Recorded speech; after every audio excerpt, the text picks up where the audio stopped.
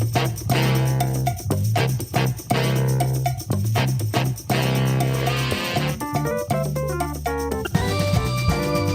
everybody, this is Mickey G. What would you do if your partner had a debilitating condition? Would you stand by your vows of until death do us part? Well, me and Rodney talk about that today in this edition of Old Fools Talking Old School. But then again, I mean, I remember back when the lady that had the restaurant, B. Smith, when she Yeah. got Alzheimer's and things, Right. and supposedly, I guess at some point where she was still relatively cognizant, they had made her and her husband had sort of, agreed that he would go on with his life, and his lady was, taking care of her, Yeah. while Exactly. Yeah, I remember when that. she was, having braid, combing her hair and having to give her a bath and all. I'm like, well, that's I could sort of see that, it Yeah. seemed like they had sort of talked about that before things happened, and she still knew what had going on and stuff. So I know it's got to be a tough situation. Oh, It's yeah. got to be tough. Oh, yeah. Well, I saw Michael on some show. He's having a come to Jesus moment, talking about his wife and all the stuff he put her through. And that's why he was taking care of her, because he owes her. She could have left him and all this kind of stuff. So I never heard nothing about him getting a divorce. And supposedly that's one of the reasons why he hung around Dallas, because he was commuting back and forth to New York when he was on them shows. He messed that up there, propositioning the women. He done had, Yeah. how many times have he done lost a job behind, because he was doing really well on the NFL Network at once while, and then who knows what happened on that. So I don't know if he's still with his wife. I mean, you can't really. I mean, I would stay by my wife's side, but that ain't everybody. No. And no. but I hadn't heard nothing about no divorce.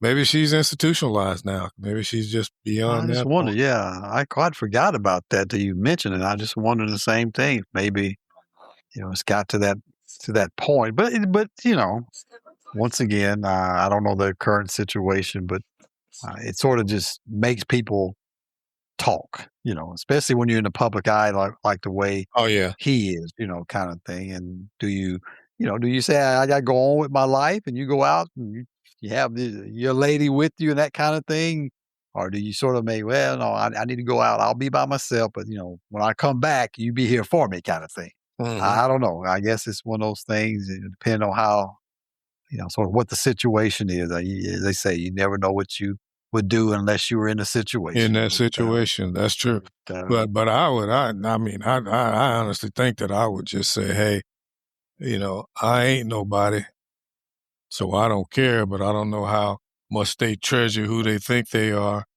But hey, this is my life. I don't give a damn what y'all say. These people out here love to judge. That's just like a woman who claims she's scorned and he been cheating on me and all that. And you got all this amen choir back there. Girl, leave him. Hell, they ain't got nobody. That's why they want you to leave him. They want you to be like them. Misery loves company. Yeah, yeah. I would leave him. Yeah, because you ain't got no damn body. And that's why I'm like, I live my life. You can't tell me. It was just like that one time you and I had a discussion about this black love. What the hell? Your love ain't no different than nobody else. That black love, that black excellence. All them Negroes that you hollering that black love by now are divorced. Yeah. That's black love, right? Yeah, black love. I've never heard in my life. Yeah. I was reading a thing today about Tina Knowles and that brother. I can't think his name now, the actor. And he was like, hell, I ain't marrying nobody again. And this one woman wrote in there, she wore him down. I was like, yeah, she probably did, because she probably still thinks she Beyonce. Yeah, yeah. And but yeah, to each his own, man. Just like in my life now, with hell, I ain't nobody, but whatever I do, I'm gonna do. I ain't worried about what you think about it because everybody got an opinion about it anyway. Oh yeah. Oh yeah. You're gonna always have that. I uh I heard something today about, I think it was Kiki Palmer was asking Sierra and Russell Wilson to help her find her a man, Mm-hmm. Mm-hmm. the God fearing man and all this kind of Oh stuff, Lord. and I'm like, yeah, you know, yeah, that ain't no guarantee either. No, it ain't. There's a lot of good men and women out there who, they're not sitting in the front row in church every Sunday and hollering and hooping and carrying on, trying to, show everybody in church how much they're dedicated to the Lord, but how much they can act. Uh, Mm-hmm. but she was asking them to help her find somebody like that. But yeah, I mean, I know when you're a celebrity and you're in the limelight, it makes things. You can't live a normal life. I Mm-hmm. understand that. I Mm-hmm. understand that, and it just makes it that much harder. Marriage is hard in the best of situations. Try to get two people to be on the same accord for Yeah. years and years and years. But I don't know. I think if you go into it with the right attitude, that's why I got married, is to be with this person for the rest of my life. Um, I think it usually always works out, but a lot of Yeah. people don't do that.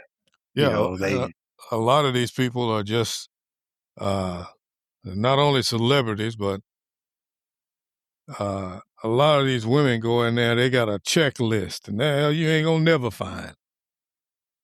He got to be God fearing. But really tell the truth, while she's asking Russell Wilson, he got to have some money. Do you know anybody? That's the whole underlying thing. You know, he can't have no kids, but you got two. Mhm, All mhm. that kind of old crazy ass shit. I'm like, my God, uh, stop interviewing people every time you for a potential husband. Just go out and have some fun. You never know. You might, hey, you just done ruled out a blue collar dude over there's got a good job and got things going on for himself, but he ain't got the numbers that you want. Well, I don't Right. feel sorry for you. You ain't looking for no husband. You looking for a flavor of the day. So, and even take the celebrity status out of it. Just the regular women out here got the same damn thing. Want somebody? Oh, he got a good job. And like I tell my boys, if she asks you about your job, you make damn sure you ask her about hers. I heard that. You know, and do you have your own place? Well, you turn it right back around. Do you have yours? You know. Yeah. And I guess, yeah, I should say the times have changed with that too, but I just think back when, when I was dating, and I guess you could say, almost say when we were dating, Yeah. Yeah. that money aspect of it never came up. I mean, I don't ever remember. I wouldn't even thought about what, show me your checkbook or show me your Right. bank account. Though that stuff never came up. It was always a matter of, this is a person who, you know, personality, you know, demeanor, of course, looks and that kind of thing is in there too. But somebody that after I spend some time with, this is the person I want to be with. It was never about, well, what kind of bank account you got, what kind Yeah. of. I mean, I knew what kind of job you had because I know where you work. I Right. know that already. But it Exactly. wasn't about, well, how much money do you make? It was all, I know where you work, but but yeah, it seemed like more and more today it comes down to that, and I guess sometimes depending on the situation. I mean, you don't want to go into a relationship with somebody that just don't have a very good concept of finances, period. I know you want to do that, but you could probably figure that out during a dating process. You probably Yeah. gonna figure that out even during that time without even asking what kind Mhm. of bank account you got or what kind of money you make. You probably going to be able to figure that out, during that whole dating process. Oh, yeah. But But the thing of it is, uh, uh, they don't wanna call a spade a spade. It's all about materialism, and that's what most of these people are or now. Mhm. Me and Rosin laugh about it, and we ain't never thought about no money or none of that. Cause hell, we were all broke. It Yeah, wasn't no that's what I'm saying. yeah, it wasn't no, "Well, what you got?" You know? Got together, hopefully it was compatible, then you work it out, and then you both, uh, uh, uh, get stuff as you go along. You work and you accumulate things, but now, a lot of these folks want you to have the house with the white picket fence and 3 cars and $1 million bank account already before they'll even talk to you. Well, I'm like, "Man, please." And I'm like, "What makes you think you're worth all of that?" That Yeah. just like sitting around waiting for that, knight in the shining armor to come around and just sweep you off your feet. Well, you're gonna be an old maid sitting there waiting on that. But by that time, it's gonna be some old dude on a mule come by. Might be able to shake your head. He ain't gonna sweep you off your feet, but some old guy on Yeah. a mule come by and yeah. He said, "I got my Social Security." That's Oh, what man. you've been waiting on, huh? Yeah, You know? that's right, that's right. So So I don't know, like you said, I think things have changed over the years, but, because material things have become yeah. more and more of a thing now. I mean, Oh, yeah. I was never one of those kind that, "Hey, I'm gonna get you by bringing you expensive stuff and all this Yeah. kinda stuff." I mean, most of those designer kind of things back in the day when we were growing up really wasn't targeted toward black people, Right. Exactly. we had sort of our own kinda, uh, sorta ethnic stuff that we looked at, but it wasn't Louis Vuittons and all that kinda stuff Exactly. like it is now, and, Mhm. but I just I mean, first of all, I wouldn't have the money to sweep you off your feet with all the stuff I could give you anyway. That wouldn't have even been an issue. But, Exactly. now, it seems like there's more and more emphasis on material things and what can you do for me and that kind of stuff. And I don't know if I would survive well in today's dating world. Hell no, I wouldn't have. And the thing of it is, it ebbs and flows with time. And like Fatish, once in a while it was the ring. Well, he's got to get me at least 1 or 2 carats, Mhm, and I'm mhm. like, based on what? You know, you better take that. You better take that chip that he got you and take your ass on.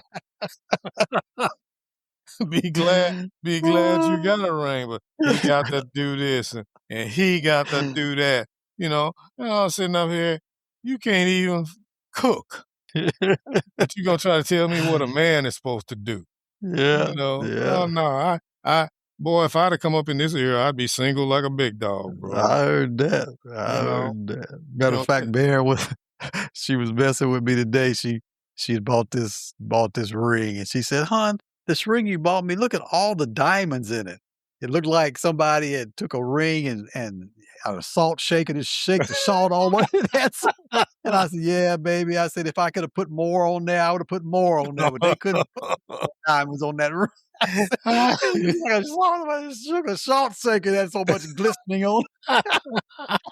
I'm telling you, Oh, like, no, man. man. If that had been a criteria, I would have been gone because it wouldn't. Like I say, I could bring you my love, but I ain't got a whole lot of money to bring you. That's it. It's gonna have to be love, cause Yeah. ain't much else there right now. Well, yeah, And I saw something on my Facebook feed. Some old It's a site for like basic training and Lackland and stuff. And see, I posted the pay scale for I think it was like 1960 something. They didn't even have chiefs then. They only went to I think E7s. uh-huh. Uh, and they made I think it was $300 a month. I'm Gee. thinking, the Uh-huh. top of the line enlisted position made $300 a month. So yeah, yeah, I couldn't brought a whole lot of finances to the table because we didn't have it to have. That's right. And it wasn't no expectation for that anyway. Everybody was No. just we were still in that love uh posture, you know, it's like, hey, Right. you know, this is the kind of the woman I want to be with and that kind of thing now. But now it's all transactional now, bro. It's like, what can you do for me? And then Mhm. I just can't understand how these young men are even out here trying to keep up with that. I mean, you're gonna put all these demands on me. What are you bringing to the table? Yeah. Ain't no Yeah. way in hell I'd be falling up for this and you know having her with expectations that, well, I got some too. Now, let me see how you fall in my book. You know. Yeah, that's the way I would be too. It ain't a one-way street. Exactly. Ain't a one-way street, and I think once again the changes over the years. These guys go out and girls too. I mean, I ain't gonna put it just on the guys. Go out and Yeah. spend a lot of money, put all this stuff on credit card. Got Yep. $40,000, $50,000 credit card bill. Well, I couldn't even get a credit card back in the day. Exactly. I mean, Exactly. the first one I got, I think me and Marion got together was with American Express, and if you didn't pay that balance off, they charge you tremendous amount of interest. Right. Right. But I mean, but yeah, it's so much easier today to go out and purchase these material things to try to buy somebody. Right. That wasn't even an option back in the day. you Exactly. know, Which was a good thing. which was a good thing. Yeah. Which was a good thing, that's for sure. Yeah. Our first credit card was a Sears card, man. Mhm. And I applied for it. It was right on Christmas holidays because a television went out and we needed to get a new television. And I said, well, let's get a Sears card. Well, I'll get a Sears card. I went and applied for it. Now, I was the only one in the house working. They turned me down.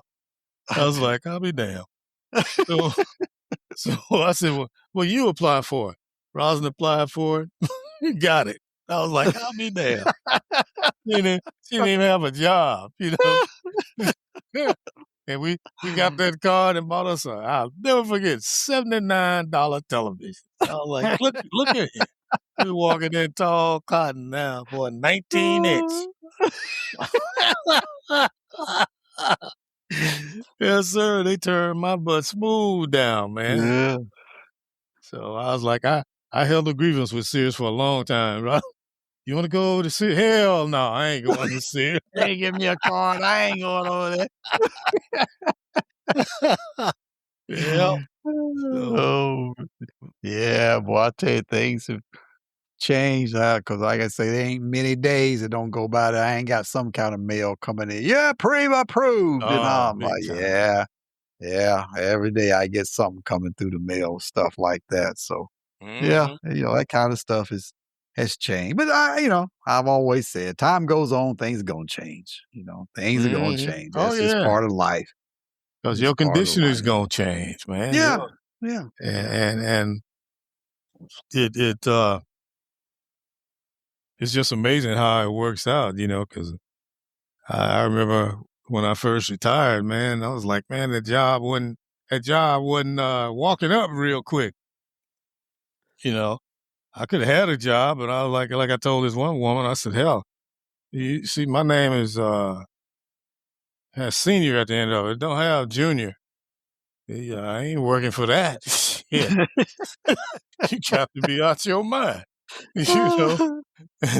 And so finally, with patience and a whole lot of good Lord helping it out, boy. That all of a sudden, but even that's why I had no sympathy for a lot of young people that I knew at the time when I first started working for the state. Hell, I was making $1,000 a month basically.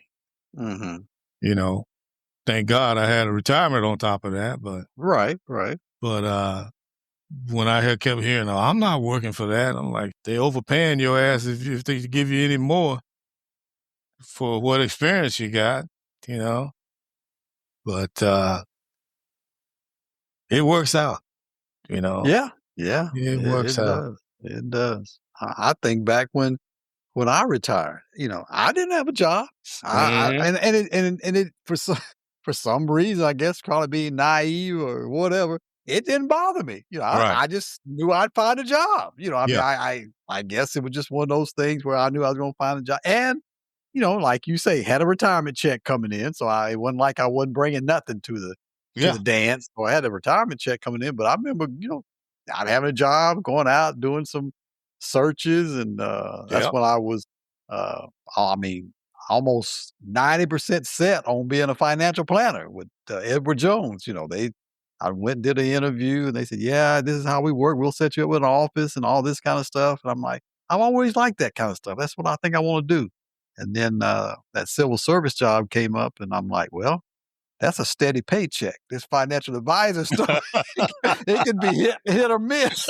And for 26 years, I've been used to a steady paycheck. There you go. I told the guy, "Nah, man, something else has come up. I really want to do it, but this is something that's a little bit more stable, if you will." He said, "I Mhm. understand. You've been in the military. You've been used to getting that steady paycheck, and sometimes going out and getting clients and keeping them and that kind of thing, it can be a little intimidating." I said, "Yeah, I can understand that too."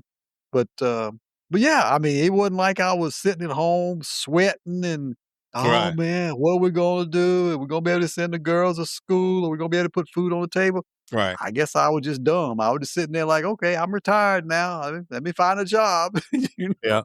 Mine was, see, you count your blessings, when it's going on, because I had everything we needed, uh, you know, thank God, medical and pharmaceutical Yeah. and still able to eat and still do, a few things, but I was just used to more. And then, I think, I had a little ego problem there. Not that I was, arrogant with it, but I just knew, hell, I'm gonna get a job. Yeah. It didn't come on my time though. That's what was getting big. It's like, I go, he's like, I was like, hell, I could fit in here real good, you know. So I had who is that? I can't remember who it was. I had him look at my resume. So hey, man, you might want to tone down the manager. Some of the words we used to use back then. Mm. And he said you might want to tone those down because these people out here they ain't trying to hire nobody that's gonna be their competitor. Right, right. I said, well, that makes sense. So I had to tweak that out, a little bit. And then it ain't about that. It's about who you know. That's how I got the job, by who I know. And that work turned out to be pretty good, but that's how I got in the door. But resume Yeah. didn't do jack. I did a couple of interviews. I didn't do jack. Uh, I may have been a little bit arrogant too. I won't say I was arrogant but in the negative sense. Of course, I wouldn't say that. I don't think I was, but like this interview I went on one time, they played the little game. The HR person came in there with the supervisor and stayed for like 2 minutes and then walked out. Then all of a sudden the illegal questions started. Well, when the illegal questions started, then I got sarcastic, you know, Mhm. you know.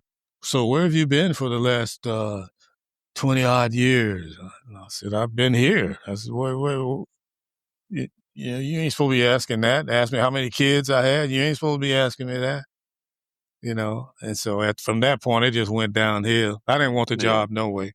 Right. I was just practicing. I kept turning down stuff.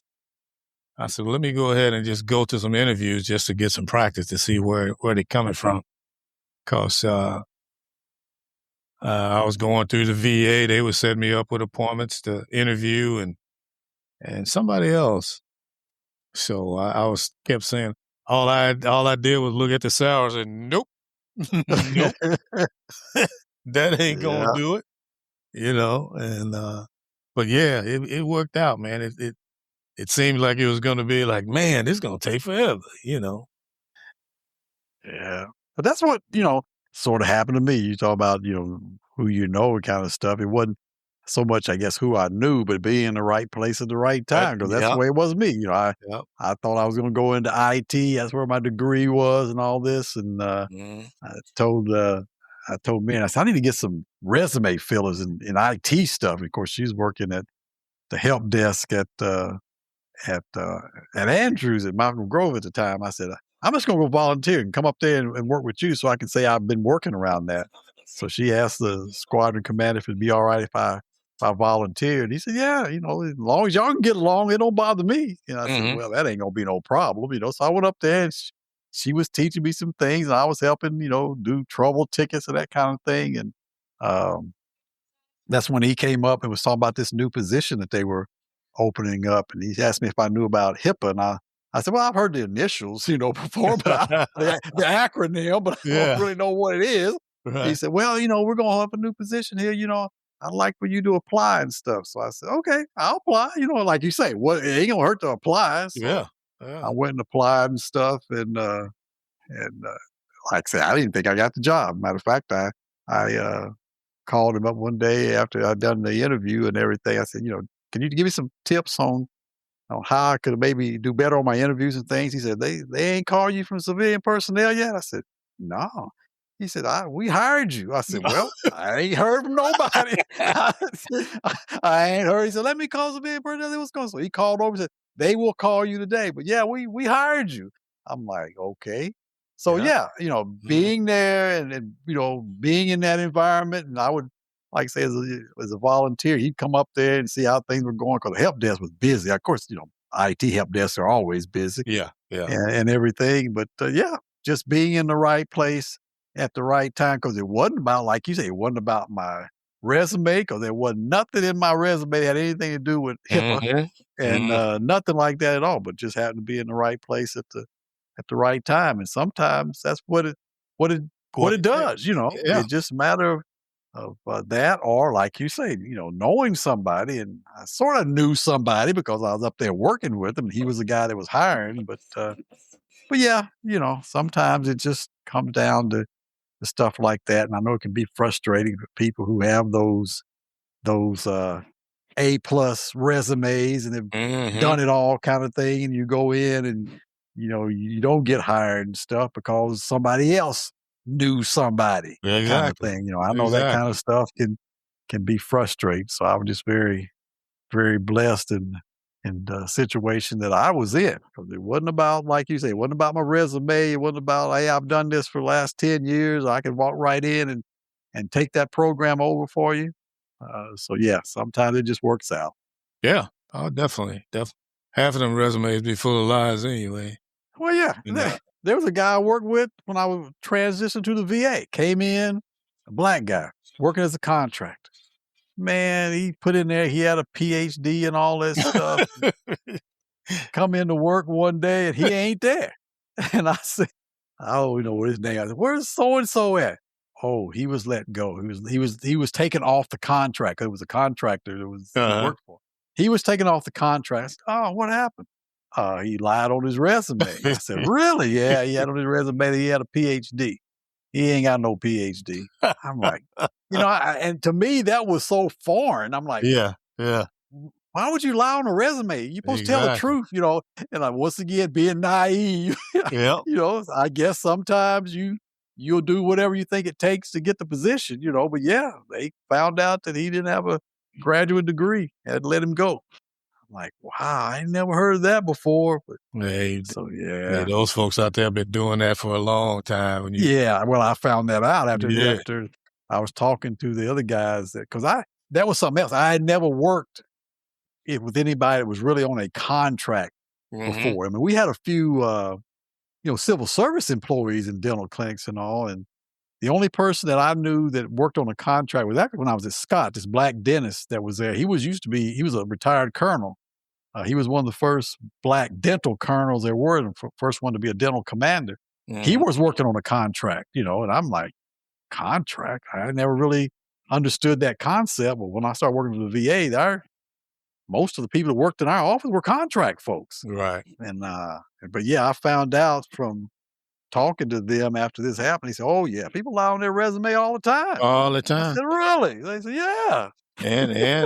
And the people that hire them know it, but that's who they want to hire, and they'll do everything to get them in there. We had a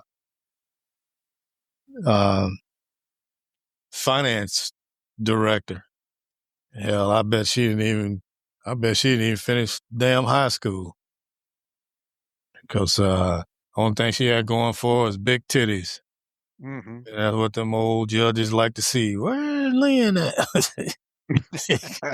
She would sit there and with her Farrah Fawcett hair on her head and teasing them old men. They kept her in that job. Yes, sir. Yeah, we all know sometimes it's not what you know, it's who you know. And depending on what side of the fence you're on in that situation, you may think it's either good or bad. Well, we hope you enjoyed this edition. Join us next time for Old Fools Talking Old School. Until then, this is Mickey G. Peace.